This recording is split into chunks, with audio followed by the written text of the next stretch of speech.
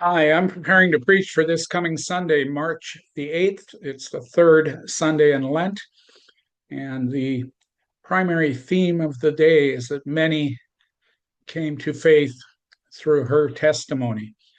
This comes out of John's Gospel, chapter 4, the first 42 verses, and it's a long gospel reading. And in our parish this Sunday, we're going to have two readers as we read that gospel. So you hear a female voice and you hear a male voice as the primary gist of the story is about an unnamed woman gathering water at the well at high noon.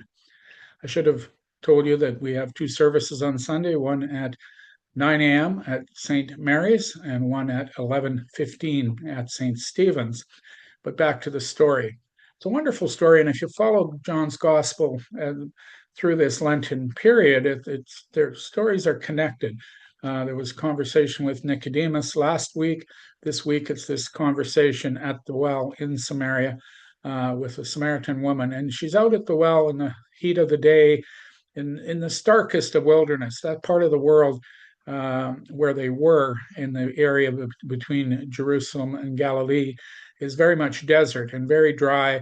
And why was she out there at noon? Well, because she was ostracized, marginalized from community. Why?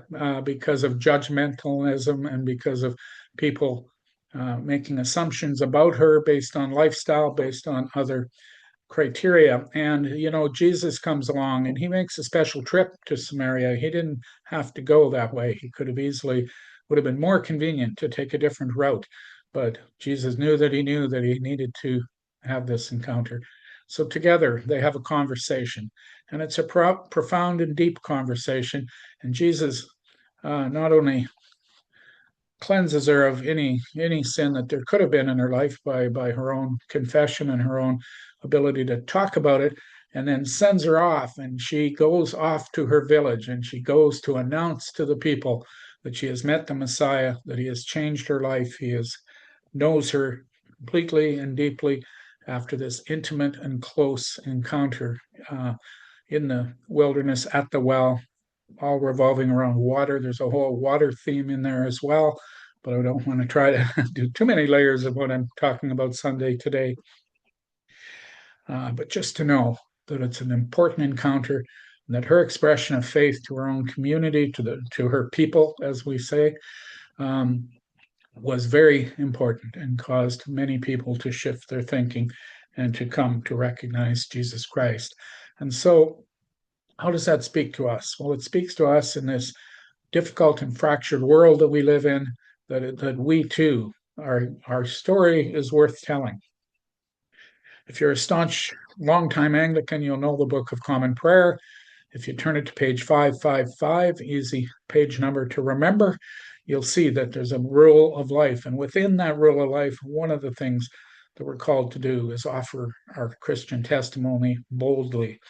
And sometimes as Anglican Christians, we tend to subdue that a little bit. We want to be polite. We want to be humble. We want to not pat ourselves on the back or point the spotlight at ourselves. It's not about that. It's about being natural, comfortable to share, and willing to speak about your faith and how Jesus has impacted your life. And in doing that, you too will influence your own circle, your people, as it were. Could be family, could be friends. So, yes, there's a friendly challenge here today to express your faith, to be bold. This world right now needs beacons of hope. It needs to hear from people that are willing to offer hope in the most bleak and difficult times. For that, we give thanks for your personal journey. I give thanks for each of us as congregations, as church, as Christ's expression in the world. May we live it well. May we walk with faith. May we walk with transparency. Thanks be to God, and my friends, travel with God this day and always. Blessings.